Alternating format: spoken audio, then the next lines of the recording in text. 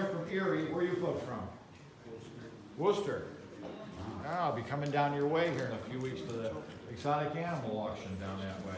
Mount Hope. I'll be down there. We're going to get into some things right after break. Let's get Frank, he's ready to go with his Guppy 101 talk. And sir, it's all yours. All right, gang. See, Brian quit. He flew to. We're talking Guppies 101 tonight. And I want to say a couple of things. Number one. I appreciate it. Nobody ever called me Mr. Guppy, like I don't know where he got that. But in the IFTA, I was known as Captain Frank, and we can go into a story later about how that name came about. But I would write articles, Walking the Plank by Captain Frank. Second thing, I did want to thank Dan, like we already did, for getting these guppies in from Thailand, because I'll tell you the truth, when he first told me about it, I was all for it, and then I started thinking about it, and it just didn't seem conceivable that we're all going to get these fish in, and they would come in healthy. The ones that I have seen so far really look good, and I'm extremely happy with mine, and I really didn't think I'd be as happy with them as I am. So I would never do it, but you guys did a lot of work, Dana and Brian. So the second thing is, anything we talk about, it's so flexible when you're talking about breeding guppies, that there isn't just one specific way of doing it. You'll see it in some examples of them when we talk, we get into the talk. But if you're doing it a different way, and it's working for you, you do it better, you know. Or if you want to, at the end of the talk, tell us, you know, what you're doing. Because that's one thing I've learned over like 30-some years of going to IFCA shows. It used to be enjoyable talking to different breeders and picking things up. And that's basically where this talk came from. It's just compiling the information from different people, what the majority of the IFGA people were doing, and what seems to work best for me anyway. I have on the very top, getting a strain of fish. And when you're getting a strain of fish, I really emphasize that you get something that you really like. Because if you really like it and you have a passion for it, you're going to put more effort into it. And the second most important thing is if you like a strain of guppies, sometimes you might have to pay more than you're comfortable with, but I would suggest that if it's a reputable breeder, pay the money. Because trying to take a shortcut, you could be wasting, you know, there's nothing more valuable than your time. And you're going to be feeding those fish just like there would be excellent fish, and putting all the hours into them and not getting the results out of it. So you have to look at it as, well, maybe I wanted to spend $25 or $30 on these fish, and I'm spending $70 on them. But you're getting fish that you really want, and hopefully, and you're going to get something, the results will be well worth it. Places to get these fish, and we all know, you know, we can get them off of Aquabid. You know, and some of the things about Aquabid, you might get excellent fish off of Aquabid, or you might not get what you're paying for. It's a crapshoot. And there's a person in the IFJ, his name is Brian Chen. He takes gorgeous photos.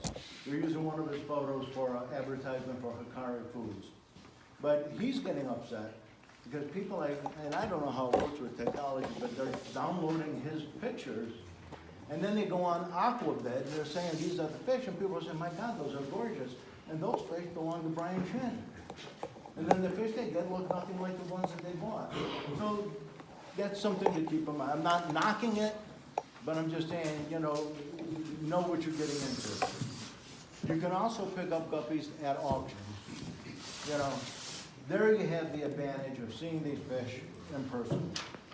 And it would also be a bigger advantage if the person who brought those fish in is there.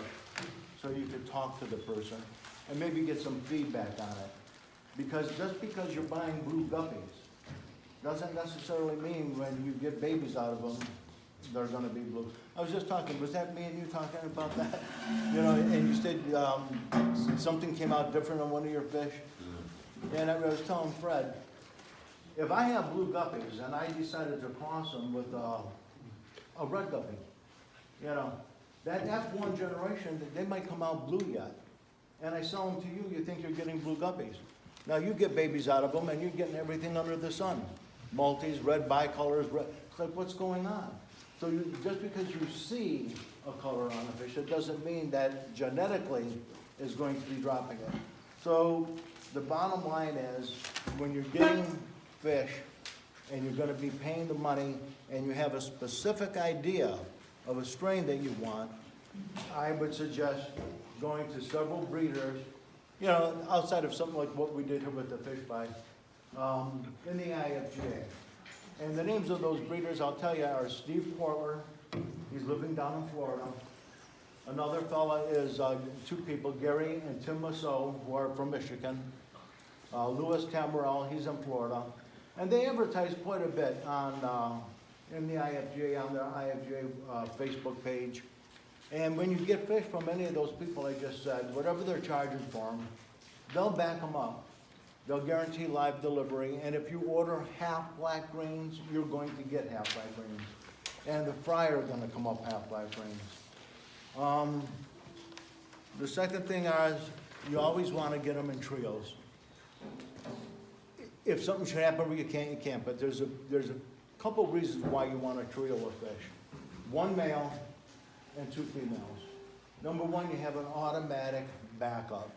If one female doesn't drop, or one female should die, at least you have another one. If you get fry out of both of them, and this is gonna come up later in the talk, you keep those fries separate, and you have what we call an A line and a B line. So even though it's the same strain, you might have blue guppies. You have an A line of blue guppies and a B line of blue guppies. When we get into, we'll go through it right now, the breeding setup. Most of the people in the hobby use between 2 and 20 gallon tanks. Again, like I said earlier, that doesn't mean that's written in stone. You know, when I was a kid, I bought every guppy book I could find. And they emphasized two breeders. At that time, they showed in Germany, they called it the World Guppy Show. And they showed you a side-by-side comparison of the two breeders. One was from Florida, his name was William Sternke. And he was a fish farmer, so he raised all his guppies in outdoor ponds.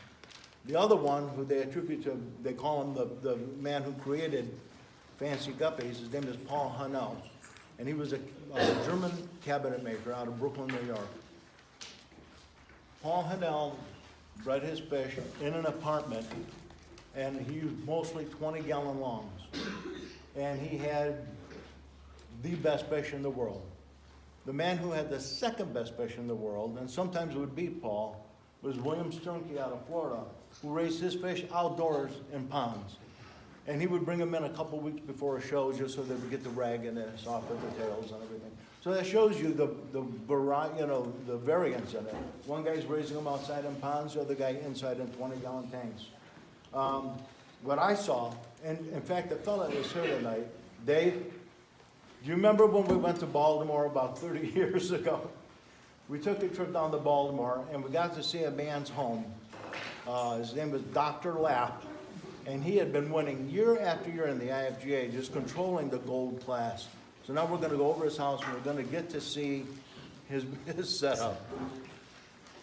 I've never seen anything like this before. It was like a miniature setup. His fish room was nothing more than a closet, you know, like an elongated closet. He used nothing but 2-gallon tanks. The tanks, when he wanted a siphon to take fish in or out, he didn't have room between the shelves. He had to pull the tank out and go in there. Two people, if we were in the room, I'd have to get out if you wanted to go in and vice versa. And I was like, that's just amazing how he's raising these fish in just a confined, and he had a big home. A confined area in 2-gallon tanks. And a smart wife. The opposite of that again, there was a fella, he lived in Dayton, Ohio, his name was Ron Hedger. Went into his fish room, nothing but 20-gallon longs. And I asked him, I said, well, Ron, when they drop, the female, where do you keep the female? 20-gallon long. And he'll put the fry in a 20-gallon long, and from day one, that's where they stay until, and he raised gorgeous fish. and they were big. Both of those examples, when I try 2-gallon tanks, I have a tendency to get, I don't know what it is, but time goes fast, and before you know it, it's like, geez, I should have gotten these fish out. The smaller the tank, you better get them out of there or you're gonna stun them, and I would be stunting batches of fry. I tried the 20-gallon long, like Ron Headley, and here's the fry in this corner of the tank, and all the live shrimp is up front. Like, come on, move around, you know, you can't just stand there swishing it around all day long. So, what works for me are 5-gallon tanks, 10-gallon tanks, and 15-gallon tanks. And really, if I were building a new fish room, I might just build it with all 10s. But I built the fish room, when I built it, I had the racks made for 15, so I'm just staying with that, it's a lot easier. But what I'll do is, 5s are becoming more and more important in my room. I like to keep the trios of adults like we just got in a 5-gallon tank. And then when the females are pregnant, you take the female out, what I do, and put it in her own 5-gallon tank. Right now, because I want to make sure I'm getting fry out of these fish, and it's no big deal, I keep some artificial spawning grass in the tank. But I put, and I think Brian saw this when he was by my house, I have put fish in tanks with nothing and saved spawns out of them. There are certain breeders that they will separate a female and put it in a container or a tank by itself with no spawning grass. If she eats her fry, they'll never, that's it with that female. That female's gone. So and what they're trying to do is genetically breed into it where these fish just don't want to go after their fry. And you know, a lot of people have told me certain strains are like that. But when you get a strain, like we got these fish from Taiwan, I wanted to make sure that I saved those fry. So I separated them into containers with artificial grass. Tanks per strain. Really, when you know your strain of fish, you can fudge on these numbers a little bit and keep more strains in a fewer amount of tanks. But ideally, if somebody should be doing it, the ideal way of doing it is to try to do about 8 tanks per strain. So if you have a strain of blues, and I think what would be nice is to have 2 5-gallon tanks and 6 10-gallon tanks. So when you want to separate your female, one goes in one 5, one goes in the other 5. When I first started my very first fish room, and I had fish before that, but this was the real first fish room, was 1975. I could go into the story of why I didn't have one before that, but I'd have to bring my father into it. So when I got married, my wife was easier to convince about this stuff than my father was. So I had it the way I just told you. I had my 8 10-gallon tanks, and I had I actually had 4 or 5-gallon tanks, and it worked out great. The reason I say if you know your strain, because right now I'm learning all my strains again, because I've been out of guppies for about 5 years. Because these people in Neo push me into rainbow fish and into platyfish and into betta fish. So I finally caught my senses and got back into guppies. And what that means is I had to start reacquiring my strains. And some of them I've had before. I got variegated snakeskins back from Stan, and I've got some of my greens back from Darryl Brown, who they were mine. They went to Stan. Stan gave them to Darryl. Darryl gave them back to me.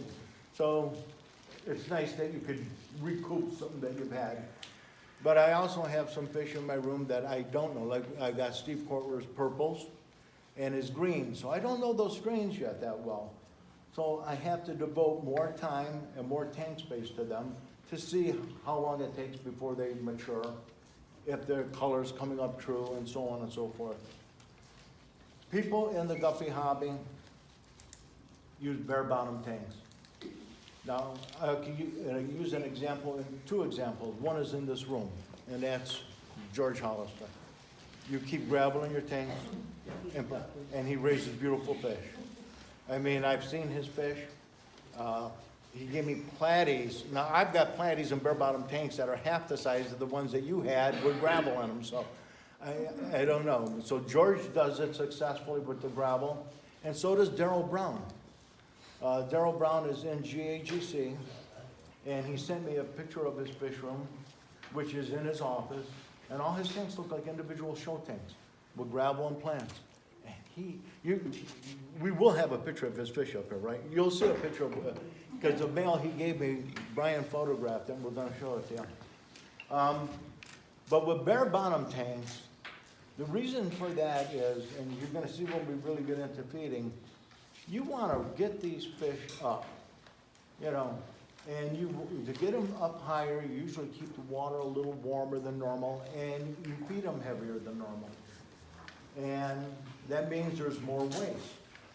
And you need to get that waste out of the tank. Because if you don't, this is where I'm not good at, but I do know, you get all these nitrates and ammonia build up in your tank, and you're gonna stunt the fish. When you have a bare bottom tank, you're not worried about sucking up any gravel or anything else. You can see where you're going. And I always look at it, whenever people would come in my fish room and not being used to seeing a guppy room, you know, they'd look at everything, and it's sort of like stark looking for somebody that's used to looking at like community tanks, and they would say, you don't have any gravel or anything? My room, I look at it as, it's a greenhouse. It's just like somebody that's growing plants and flowers. They have a greenhouse, there's no frills in there. They're raising flowers and plants up. You know, once they cultivate what they want, they'll find a pretty vase for it. That's how it is with my fish room. My fish room, to me, it's a greenhouse. I'm there to raise fish up. And another thing I wanted to say is, there's a lot of people that are getting pretty high tech, you know. In some sense, I sort of envy that, because they have the Mousseaus, where they have automatic water changers. You know, they hit this button and water's being drained, and they hit that button and it's filling back up, and that is nice. I don't know even if I could have a room set up that way, if I would ever want it though. Maybe because, and it's just the truth. I know it's a beat up phrase, but I am definitely old school when it comes to fish, and especially when it comes to guppies. So I am a hose and a bucket guy, and I siphon and I fill, but it gives me an opportunity. The more you're looking at your fish, the more you're gonna know about them. And you can't believe how many times if I'm at a tank, maybe siphoning, and I'll see fish acting funny that I didn't notice. You know, and they could be getting sick, and the faster you catch something like that, the easier it is to cure them or take care of it. And it's the same thing with feeding. I like to really take my time when I'm feeding the fish, because especially with guppies, I think all fish, but especially with guppies, if you're feeding your fish like 4 times a day, around the same time every day, it's almost like an alarm clock on them. And they're up there looking for food. But if you don't pay attention, sometimes you're putting food in, you think they're eating. They're just going through the motions. They're not eating the food. And they could get hollowed out. There's a big thing in the guppy hobby, something called a wasting disease. And it could attack any fish, angels or anything, but it's good to catch that early. And this isn't in the talk here, but while I'm on the subject, I'm going to bring it up. Years ago, and I have about this much left, it used to be easy to buy formaldehyde. You go into a drugstore, you had a sign for it, and walk out with your bottle of formaldehyde. And formaldehyde and salt, I used to have a rule. If formaldehyde and salt doesn't cure it, I'll get rid of the fish. It's not, that's all I'm gonna do. I'd siphon the tank 50%, treat it with a drop of formaldehyde per gallon, a couple teaspoons or tablespoons of salt. Now you can't buy formaldehyde. Now somebody did tell me, this is why I'm interjecting this into the talk, that you can still get formaldehyde through certain Florida fish farms, but there's some paperwork that needs to be filled out. So he's not in the room right now, so I figured we could, oh, he's over there, we could maybe get Dan to do this for us. Formaldehyde body. And we can meet him in the parking lot of Great Northern and all fill up our containers of formaldehyde. Like, that's not suspicious as it is now. Have you ever tried potassium permanganate? I'm sorry. Have you ever tried potassium permanganate? I'm gonna say I haven't, but it gives you the same results as formaldehyde? I got it from a friend who raises discus. He uses it to quick dip or to cure a discus or to cure a tank. It's used for well systems, for sterilizing your well. It's a purple stuff. It won't kill the fish. At least I haven't killed fish with it. Jonathan Straczynski, when his 1,200 gallon tank went south with it, Have you ever used it? I gave him some to use on that tank, and he lost like half of his fish before he did it. And once he put But it in did the it tank- work for him? Yeah, it killed the super icky in his tank. Where do you get this at? Usually, Ace Hardware will order it for you. What you end up doing is buying a 5-gallon part of it, which will last you for the rest of your life, your kid's life, and after. Because you only use a pinch. It'll turn your water purple. Hydrogen peroxide will cause it to precipitate out. And is this a liquid? No, it's a dry powder. It's a dry powder? And you have to be careful about, making sure that nobody knows you have it, because it can be used in making bombs out. Oh, good. So that's why you don't see it on store shelves anymore. You have to special order it, but Ace Hardware will get it for you. Well, I would try that, because, It's a little dab will do you, yeah. You can go from your water is purple and you can't see your fingers when you put into it. You just want to have it lightly purple. And that might be, Well, a quarter teaspoon to just a few grains difference, in speaking of that, with formaldehyde, anybody who's ever used it, you have to be really careful with that. I read a story about it one time in Tropical Fish Hobbyist. It was a lady had on her mantle, on her fireplace, a little tank with like a blue stone crab in it, and it was filled with formaldehyde. We used to use it in biology a lot. It preserved it. Something happened one day, I don't know what, but that little crab with the thing in it, fell off, broke on the cement in front of the fireplace, and they had to leave the house. I mean, it would kill you to breathe in all the fumes and have it professionally cleaned. And I think they were out of the house a couple months. And even then, she said when she would put water in that spot if she was cleaning, the formaldehyde would come back. The next thing in there, D, is filters. For a guppy room, the best 2 filters are sponge filters and inside box. I brought one with me. This is where the water That's was where the coming water from. came from. Now I know. But this is a Luster jumbo filter. And Luster was a great company. They went out of business, but I guess Gemco, anybody here, about? I guess they're carrying them again now. And I might be ordering some, but I used to get these through Gemco for about $5 each. Yeah. We ordered it, we have a case of those. I'll have them at the next meeting for us. Oh, you do have some coming in? We have a whole case. And they're the, 24 of those, yes, we have a case. I have to say, I think that, well, I would say 48 in a case. no, I think there's only 24, I think. Oh, okay. Got a half a But case. if people want some, we do have some of those coming, they'll be here at the next meeting. If we brought them today, except I didn't think about it, so whether they're. Since I was out and came back in, everybody switched. We used to use marbles just to weight the filter down. They switched to these ceramic. Are you guys familiar with that? The ceramic little tubes there? And I guess it's much better for building up like good bacteria. And I found those pretty cheap through that Chewy. We buy our cat food and everything through there. This is enough for like 3 of these filters, and this was like $2.30 a box. bought about 50 boxes of them. I bought a ton of them. Hence you need more filters. Better be safe than sorry. But these are in all, here's two things about these filters. They work great.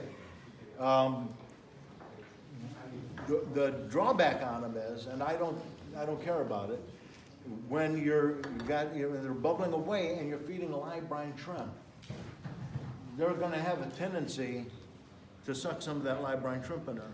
So what a lot of the guys in the IFJ have been seeing it now, they just keep the tops off. And this is how they run their filter. And the fish are in there eating. I've done that. The only thing I don't like about that is every once in a while, one will wedge itself down there, right when you're ready to go out to dinner, and you're in there trying to save this little guppy's life, and your wife is screaming at you.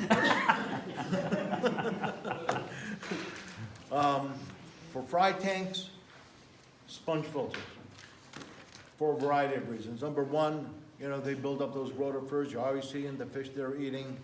And what I think I am gonna do in the long run is probably go 2 filters to every tank. So the fry tanks will have sponge filters, and the adult tanks are gonna have 1 sponge filter and 1 box filter. That's probably what I'm gonna do. Another thing some people are using rather than that ceramic is lava stone. They say that builds up an excellent bacteria base too.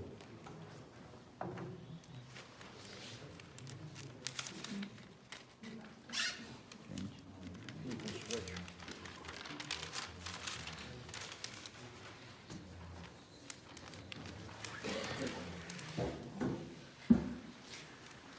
The first drop, that's our goal.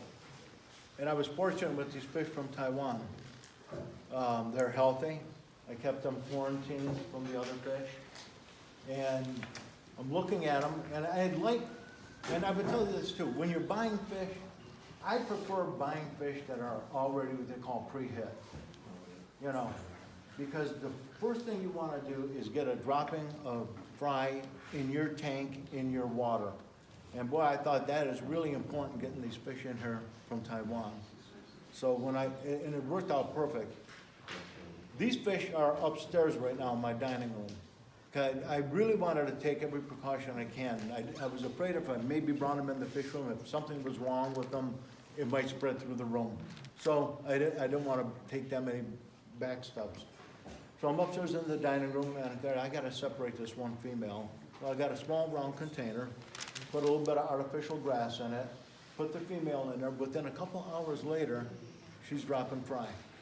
I look in the other tank with the other female and male, and I see fry in that tank. So I usually don't like, and you're gonna see on here, separating the drops.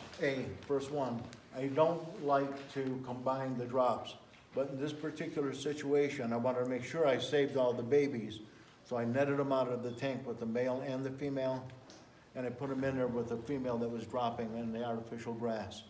And then when she was through dropping, I put her back in with the other 2. I ended up with 26 babies, which I'm pretty happy with, because these are pretty young females. I think the next time they drop next month, I'll probably get about 40, maybe 45 between them. So I got 26 young coming up. I look at that, and it could be wrong, but we were talking earlier, you're getting a disproportion of females in your drop. But under normal circumstances, you should just about be getting 50-50. So when I say I got 26 fry, mentally I'm looking at that as like I've got 13 pairs more of future fish coming up. Talking about what you might get out of fish, out of the 26 fry, 2 of them came up albino, which I'm pretty happy with that, but that shows you that somewhere along the line, they either developed these fish from albino or bred albino into them. And there used to be a guy in the IFJ, his name was Michael Estella. He said, if there's another fish in that strain, sooner or later it's going to come out. So let's say, and what he meant by that when he was talking about it, if you had a really great strain of half-life reds and they just weren't dropping for you like they should, maybe they were getting too inbred, not dropping enough fry, and you bred something else into it, your first generation might not be half-black red, and you breed it again. And the F2 generation might not be half-black red. It might take 3 or 4 generations, but somewhere along the line, that half-black red is gonna come back. And if you're watching and you grab it, you can rejuvenate the strain all over again. Under ideal situations from this point on though, I'm going to keep the drops separate. Because you can have one, you wanna know which female is dropping what for you. Because you might have 2 females drop babies like I just did and combine them all. And I might have some males come up super, and I might have some males come up that really aren't that good. And the reason being is maybe one female drops better fry than the other. So when you have them separate, gives you a couple different advantages. You know, while these males are better than than on the other batch, and pay attention, you look at the females, well, maybe one female might have a shark tail, maybe one female might have more of a delta tail, maybe the dorsal will be different, maybe the coloring will be different, you never know. I had a strain of red guppies from one of the top guys in the hobby that raised red guppies, and I had an opportunity to meet him at a show and talk to him, and he told me, he gave me some really good advice. He said, when you get the fry dropped, what do your females look like? I said, his name was Harold Morgan. I said, half come up, they look like the males with a lot of red in the caudal and a lot of red in the dorsal. The other half come up, the finish is clear, and you can just see a little pastel pink or pastel blue. He said, those are the ones you want to use. See, I would have done the opposite. And he said, when you breed the red, he said, you're going to get red males that come up with a lot of black in them, like a red bicolor. Well, I did it just to make sure, and he was 100% right. Breed the clear-tailed females, and you get a nice, clear, red male guppy. So that's the advantage of keeping the, you know, like if I had never talked to Harold, I have to find all this out on my own and devote a lot of tanks to it. When you separate these drops, and this is really important, you have to label them. You know, because you will not remember all this. So you label it, and it's just, I always put down if it's a green strain, and I just use that painter's tape. I put it on there with a little magic marker right on there. Green, born February 10th, 19, what generation? F1. These are the first greens I'm getting out of this strain. When I breed those brothers, sisters, there's probably will be same label, F2. So now I know I'm 2 generations in, 3 generations in, 4 generations I might want to cross with their cousins, and we'll get into that too. But it's really important that you label these fish. If you're making a cross, and I do a lot of crosses because I breed snakeskin guppies, and the snakeskin pattern is dominant on the male. So if I'm crossing a snakeskin male into a blue female, or whatever male I use, when I make my label, I write on the label the male first. So I never have to second guess, did I use the female or the male? So if the label says snake crossed with green, I know it was a snakeskin male. The first one up there, you know, if it's blue crossed with green, it was a blue male. At about 4 to 6 weeks old, you really want to separate the females and males. That doesn't guarantee you're getting virgin females at that age. Believe me, with guppies, you might not still be getting virgin females. But when you do that, you're splitting that batch in 2, and what happens is they just have more room to grow. The more room they have, the better water quality they have, and the faster and the better they grow. There is an advantage if you do get virgin females. When you have a virgin female and you need to make a cross, you know for sure. When I take that male and put on that female, I know the fry are from that male. If you don't have a virgin female, you don't know for sure. A lot of times I don't have a virgin female. So what I'll do is take the female that I want to breed with the male I want to breed. The first time they drop babies, I don't save the babies. The second time she drops babies, I might, but usually I don't either. Because the way it works with guppies is the last male to hit that female, that sperm takes over. So if you have a blue female and you want to cross it with this red male, and she's already pregnant, she drops babies and you have the male in with her, and he's always chasing her, pretty good chance the next drop is going to be from that red male. But if you really want to be sure, it's called let them clean themselves out, let them go another month. Now by the third batch, she'll be dropping from that male. I have that going on in my fish room right now. I took a snakeskin male on a green female that was already hit by green males. And I let her go 2 months with the snakeskin male. I didn't save any of the fry. Now I saved a batch of fry, and they're not even a month old yet. So it's gonna take me probably about 10 more weeks before I know, because if this hit, if I'm right, they'll develop a snakeskin pattern in them. Once I see the snakeskin pattern, I know that everything went the way I wanted it to go. Okay.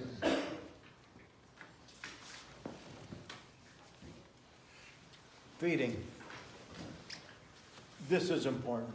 I mean, everything we're talking about is important, but there's something in here on feeding that is non-negotiable. In other words, there's no other substitute or getting around it or shortcut. When you get fry from a guppy, you have to feed live baby brine shrimp. That's it, pork pit. You will get good fish if you don't, but you'll never have those fish hit the full potential that they would have hit had they been fed live brine shrimp. It was that way from the first time I got in the hobby to this day. No one has ever found a substitute. You know, when I was a kid, I met Dick Eisman, who was the first president of the IFGA, and he was the first president of the Guppy Associates of Greater Cleveland. He had a pet store. I was talking to him. I bought some fish, and he was telling me everything I had to do, similar to what we're talking about here. And when I'm 17 years old, and I had a father that really wasn't hopped up about a guppy hobby. So there was no way I was going to smuggle a brine shrimp patcher into my home, you know, without him knowing about it. So I said to this guy, and plus I didn't really want to do it anyway. And I said, well, can I use, they just came out with frozen frozen baby brine shrimp. And I had already asked him this question about 4 times before, you know, do I have to do that? And can I do it different here? And he was being patient with me. But finally, when I said that about the brine shrimp, I said, do I have to feed live brine shrimp? Can I feed the frozen variety of the baby brine shrimp? He lost his cool. He said, look I don't care what you do. He was a big guy too. He looked like the guy from Mission Impossible. I don't care what you do. But if you want to raise fish like that, then you have to do everything I'm doing. And every time you don't do what I'm doing and you take a shortcut, you're going to diminish what that fish looks like. That's it. You know, that's the way it is. So if you want to raise good guppies, feed live brine shrimp. Now, if there's something good about that, they have now, and we're selling these. No, I'm making that up. Yeah, right, we're selling everything. Easy eggs. And easy eggs, these belong to Paul. I have the same thing at home, but we're doing an experiment. I buy mine from Brine Shrimp Direct. I've been having pretty good success with them. And Paul bought these from a company called Are You Salty? And they look to be the same thing. He doesn't feel like he's getting the results with these as he did when he was feeding the Brine Shrimp Direct one. But these are the encapsulated eggs that need to be hatched. So they're not like the dry ones that you just put in the tank.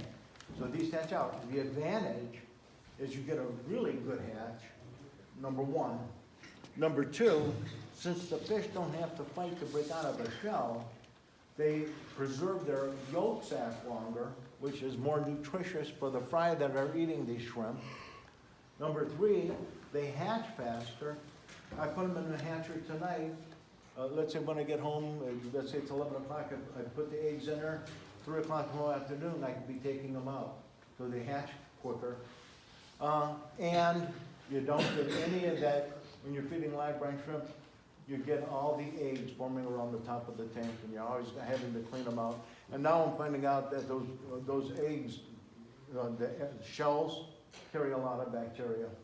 So, you could go to Brine Shrimp Direct and get these, or you could go to Are You Salty and get them. They're probably gonna be more expensive than if you bought like a can of shrimp eggs, but it's so much easier, I think it's well worth the money.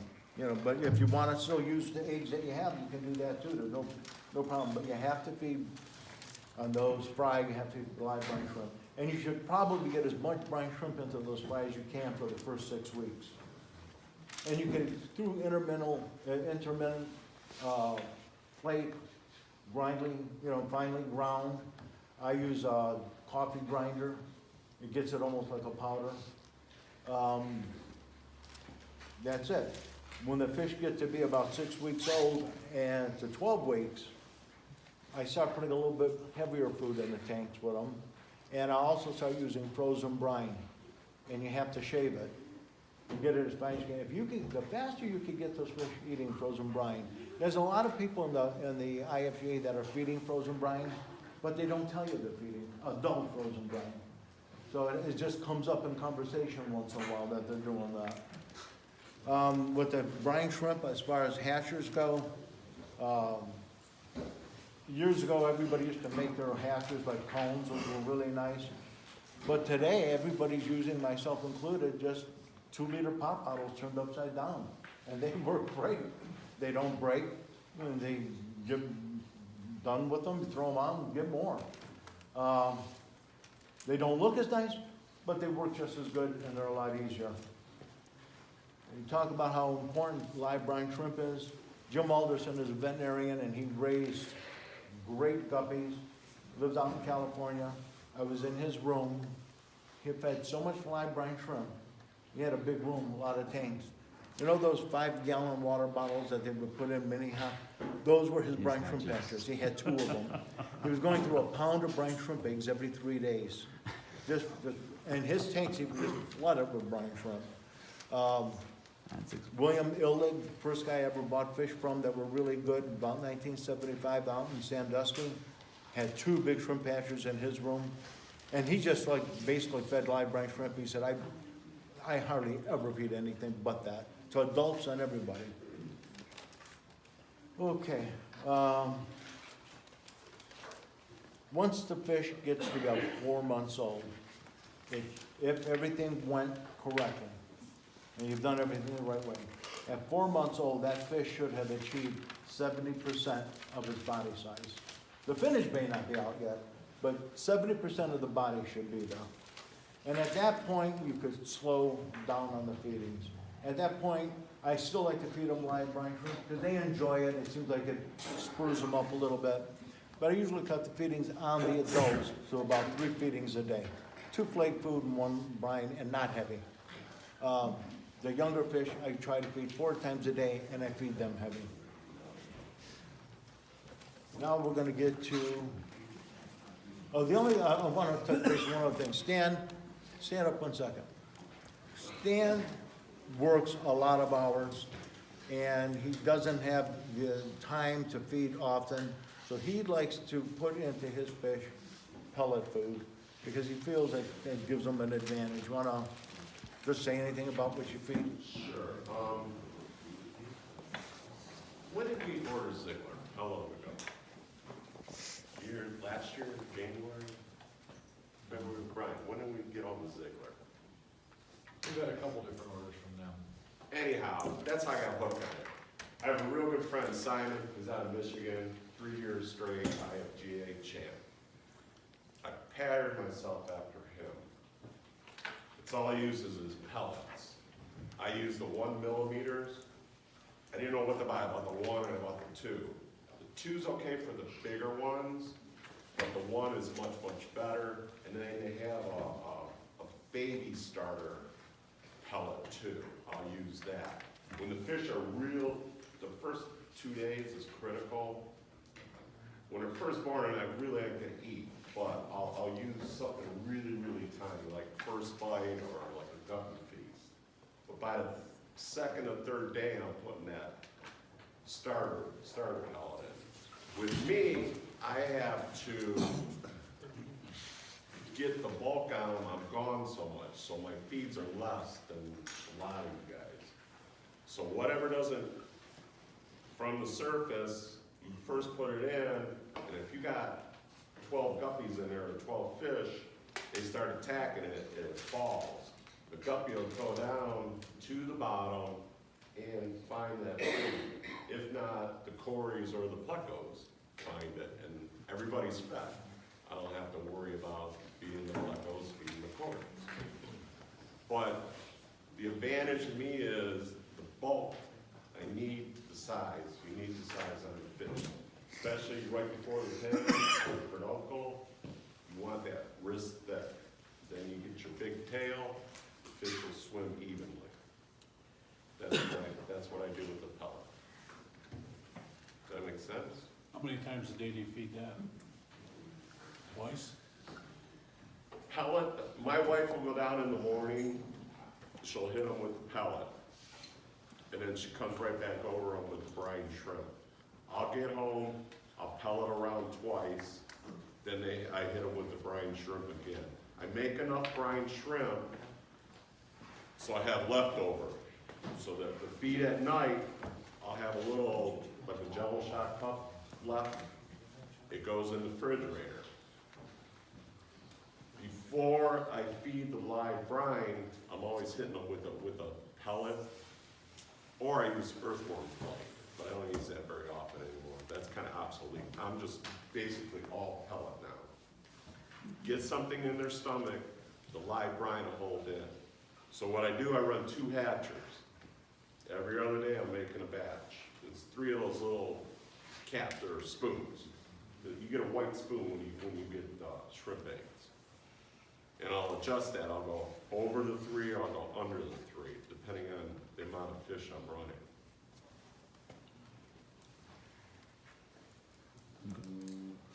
Thanks, Sam. You're welcome.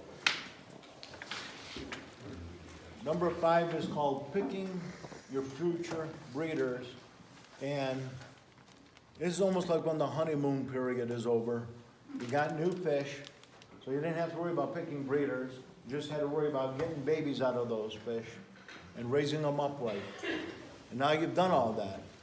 And it's about 4 months down the road. And you've got some nice looking fish.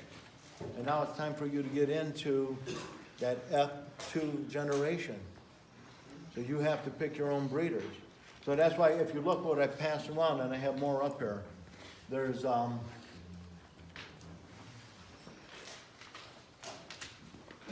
IFJ point card on there. And that'll give you an idea of what you're gonna be looking for. But when you're picking your own breeders, your breeding program wants to be 2 things, an A line and a B line. Because if you have, let's say, red guppies, and you breed them brother to sister, each generation, now you're into the 2nd, into the 3rd, into the 4th, 2 things are gonna happen. Usually the fish will start to go downhill. And unfortunately, as you being the breeder, and you're seeing these fish on a daily basis, you don't really see it. Because you're seeing them all the time. But somebody else comes in your fish room that hasn't seen your fish for 3 or 4 days, and all of a sudden they say, boy, the color isn't what it used to be, you know, a year ago. Or the size may be diminishing. More than likely what will happen is the drops start to diminish. The females sometimes will look like they're gonna drop 60 babies, and they won't drop at all. So what people in the hobby do, they do something called line breeding. Some of you might be familiar with it, and somebody may not be. But with line breeding, that's what we talked about earlier, you buy in a trio. One female is your A line, and the other female is your B line. And that's why, again, we're reverting back to what we already talked about. It's important to label everything. So now you have green, born February 10th, 2019, and you put an A on there. That's your A line. Green's born February 18th, you know, blah, blah. B, that's your B line. And you wanna also put on there what generation that is. F1, F1. And now you breed the brother and sister on the B line for your F2s, and you breed the brother and sister on the A line for your F2. And then you go another generation, F3. Usually the maximum is about F4. And when you get to F4, the fourth generation breeding brother to sister, what you want to do is take your best male from the A line and cross it with a female from the B line. Then you want to take the male from your B line and cross it with a female from your A line. And there's your two new lines again. Now you have your A line and your B line, and you're starting off F1 again. And by doing that, and you could be doing a couple different things inside of it, but by doing that, you'll maintain that strain, and you basically never have to go out of your room to get new blood in there, because you're crossing what are, cousins, but separated by 4 or 5 generations. So it's almost like new blood coming in, but all the genes are right in line with each other. You're not bringing in any bad qualities. What some breeders will do, my A line I'm breeding for color, and my B line I'm gonna breed for size. And that's a good way of doing it. So on your B line, you wanna pick your biggest red male with the nicest female. Same thing on the A line, you're gonna pick the brightest color, so you're going color, you're going size.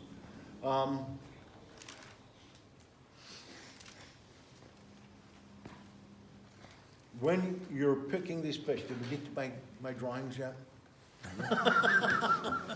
This is important coming up. That's not my drawing, but this is good though. This shows you an IFJ guppy, and it shows you the angles on the caudal. I always have preferred the widest caudal I can get, and believe me, so do the judges. In the IFJ, they like to see a 60-degree delta tail. That's the guppy they want. They want the dorsal to be shaped like a parallelogram. They want it to be 1 unit high and 3 units long. Now this is for a delta. They want the body to be 1 unit, and they want the caudal to be the same. But you can see how let's say that body is 1 inch and that caudal is 1 inch. They draw an imaginary line in that caudal into the peduncle area, overlaps it. So really it's like 1.25 and 1.25, but the fish would be about 2 inches long, 2 1/4 inches long. But this is, if we could get this, somehow, or I don't know how to do it. I used to have this on a laminated card.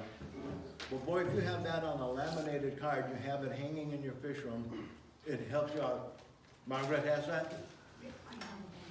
Well, if we could get bunches made up, I would love to have that. Like I said, I used to have one, and the Milwaukee Club is the one that came up with it.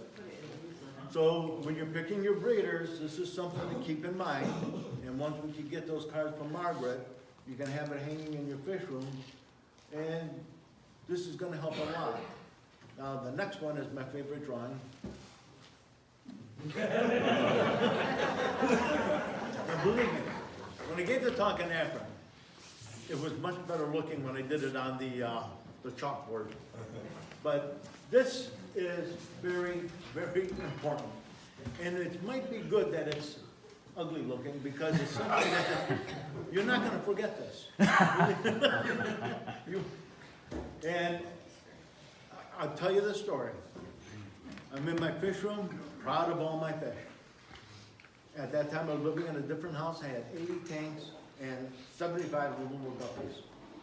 And a breeder that I really admired a lot from GAGC, his name was Ed Porter, raised beautiful fish. Came over to see the fish. And we're looking and we're talking. And he said, do you mind if I take some home with me? I said, no. I hand him the net.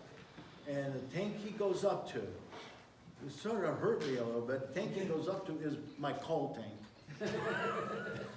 So I said, Ed, those are all coals. Pick something, anything you want out. And I said, I want to take them from here.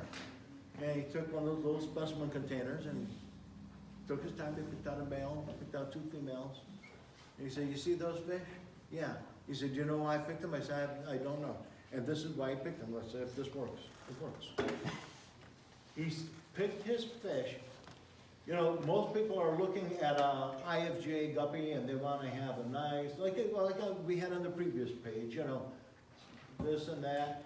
He wants his fish to be as straight as a 2x4, just like that.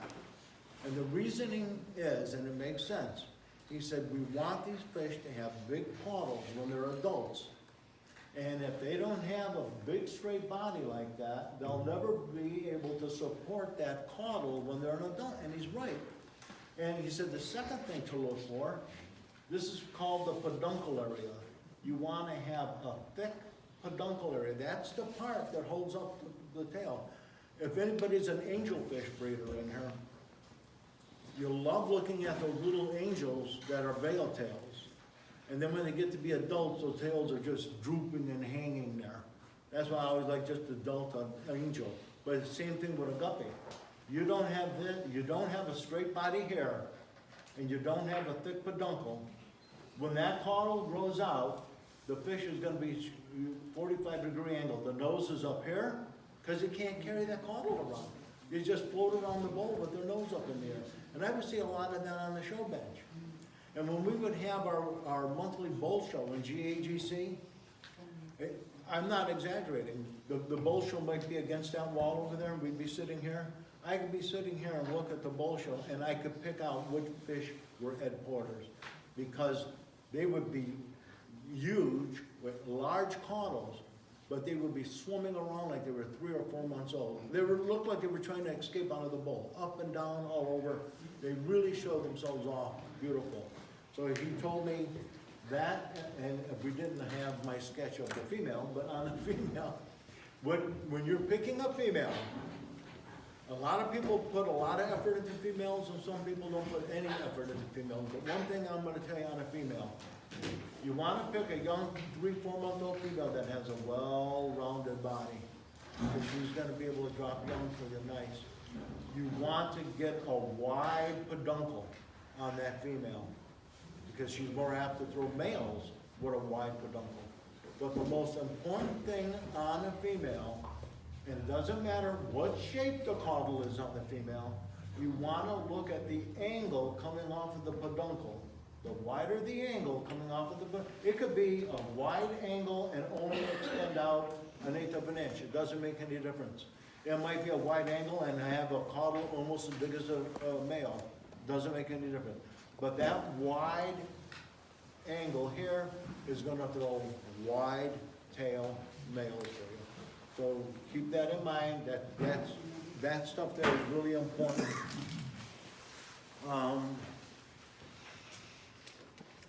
The only thing that we sort of tapped into it a little bit was the buddy system. If you don't have room for an A line and a B line, find somebody that's interested in guppies.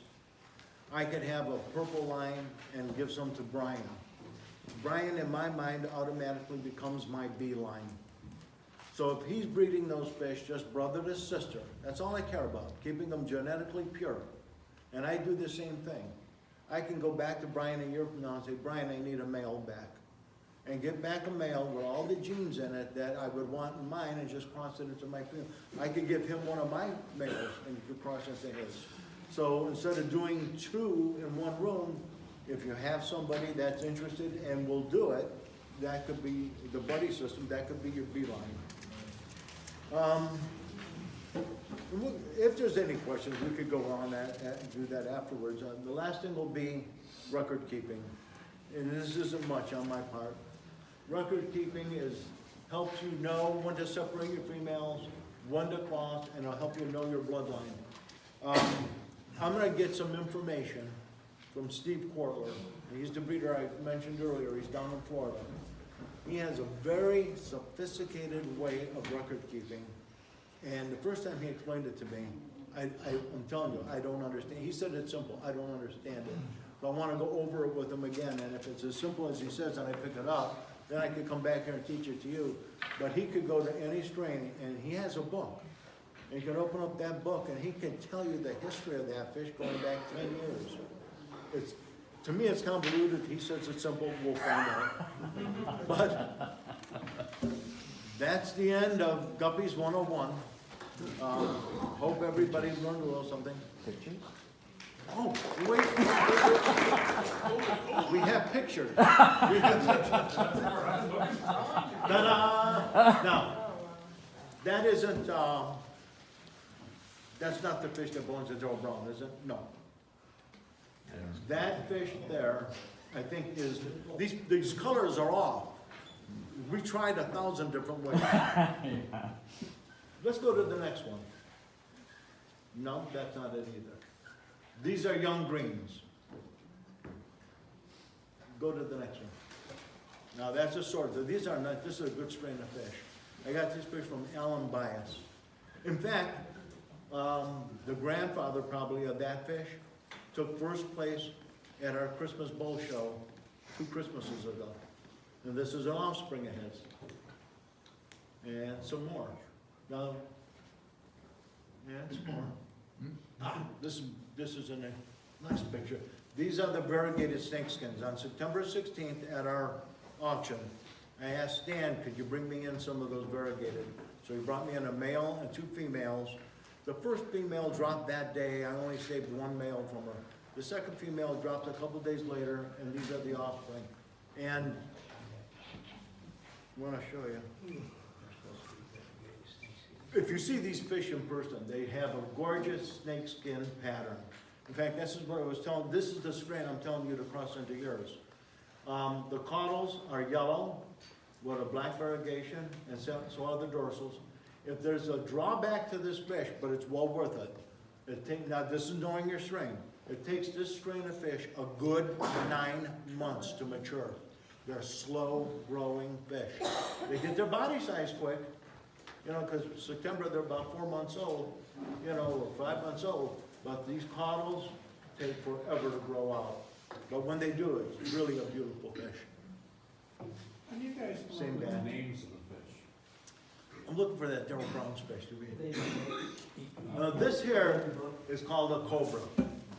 So if you were to show this fish on an IFGA show, there is no category for cobra. So that would just go into, this would go into an AOC, any other color, bicolor, because it's primarily black and white. And it would not go in the snakeskin class. Let me try. And these are red guppies. That Is, well, we This- never did find that fish. Poor Darryl. Yeah, I'm hold glad on. he's not here. is that the one? Oh, there it is. How about that? This is Darryl Brown's fish. The guy, this is he raises his fish with gravel in the tanks and plants. So that's a good example of, I told you bare bottom, but if you want to do it different, you know, here's proof that it can be done. And that fish is just outstanding. If you see this fish in person, it's beautiful. I mean, it's green and green. It's not, under the photography, it came out almost like a powder blue. But very nice fish, very good fish. Okay, now you can applaud.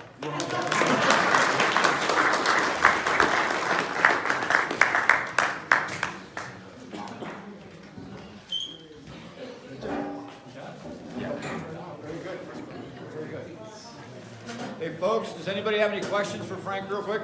Before we move on to a couple other things? I'm totally confused, so I have no questions.